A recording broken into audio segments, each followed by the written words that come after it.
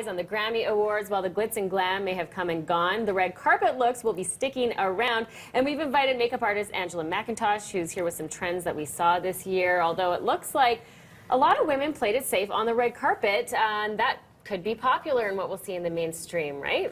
Yeah, it's kind of been the trend for this award season is just wearing simple makeup. So it's been more of a smoky eye finished off with a pink lip. So the main common thread I've noticed is a matte pink lip. Okay, the matte pink lip, that is what you might want to incorporate into your look. Let's have a look at some of the celebrities that we saw. And so, of course, we've got beautiful Taylor Swift and her bestie. Yeah, and Taylor went outside the box. She wore, you know, a bright lip to complement her dress, so Yes. I congratulate her for that. And Selena there, she's got her dark smoky eye combined with a neutral lip. Demi's wearing, again, the more just kind of played down look, neutral lip, basic eye.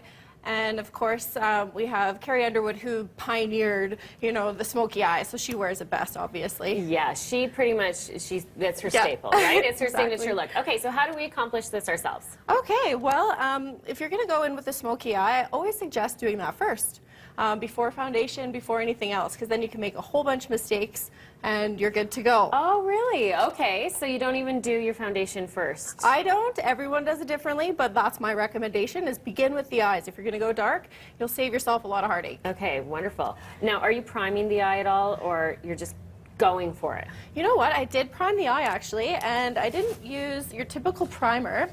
I used Paint Pot by MAC, so it's a waterproof eyeshadow. Okay. And it was in kind of a sheer color. So if you close your lid, Ryan, you can tell it's on the lid as a wash. So what I've noticed with the looks as far as the smoky eye this year go, they're leaving a neutral area in the mid area of the eye here, and that's to open the eye. Okay, so it keeps it a little bit brighter, a little less dramatic. Yeah, just make sure that the eye looks more open rather than your traditional smoky eye, which, if you close again, Ryan, begins from darkest here and leads up and gets lighter. But a crease is really in right now. Everybody wants the crease. So The crease that's what is we're back. doing. Yeah, you got it. Okay, so show us how to do this properly. Absolutely.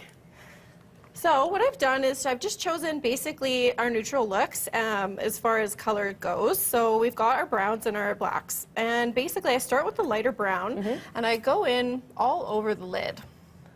So I'm going in like this and creating that shape. Yes. This brush here is phenomenal for that because I can plant my color and kind of just map out what's going on. So I'm mapping out with this color here. Okay, so you're dabbing that in, and we're just Pressing it into the skin. on the eyelid. Yes. That's it. Yep, and then if you open for me, Ryan, and look up, I just plant it here as well. So I'm creating my map of what I'm going to do. Got it. That's step one. Exactly. And then step two, I just grab a little bit of this carbon shadow, the darker color, and I plant it again. So look down for me, Ryan, and I planted it just in here. This is where I would get scared at home. Yeah, and I don't blame you, man. It's a little bit intimidating sometimes when it ends up like all over your cheek, but stick with it. It's worth it. Okay. So I'm planting that. Again, look up for me, Ryan, and planting again. So this is where the magic happens, you guys. Let's see it. We like doozy. magic. Yeah. So this is what's going to save you. So you kind of maybe think you look a little janky at this point. You're just going to go and press it in again. So you want to reinforce that shadow, make sure it's in the skin before you start messing around. Yeah, and you don't have the loose bits. Okay, so now you're doing some blending, right? Exactly. Yeah. And I recommend holding the brush a little further back and doing this kind of motion. Okay. And basically your focus is right here where it's darkest and here as well. And then you bring it in when you've got less product on your brush. Aha. Perfect. So that sort of glitter that we're seeing underneath, that was step one. Yes. Or is that the last step? No, that's the step one. Oh, that's step one. Oh, so that comes that's your through. primer as Really well. pretty. Okay, and then the pink lip we should get to. So after Absolutely. we've smoked our eye, what do you like to use for pink lip? You know what? It's all about matte right now. So I say, hey, go with matte. So right now, I've used actually this product here, and this is a Canadian company called Bite. Okay. And this is a little sample from their Christmas collection. And what I love about this is it just goes straight on. Don't mess up with liner, don't worry about anything else, just put it straight on and leave. You're good. Good. So you're leaving the drama to your eyes. Really quickly, can we address Lady Gaga, because that's obviously, is that a dream come true for you? Yes, it's every makeup artist's dream come true. So this is, a lot of the makeup looks were sponsored by Sephora. So she's got all Sephora products on, and her makeup artist is right on point. You guys are going to see nothing but like bright electric indigo blues coming into spring. So hopefully we can help you find a way to wear those. Okay, bright electric indigo blue. We'll tackle that maybe a little later in the season as we get closer to spring, but there's the inspiration right there.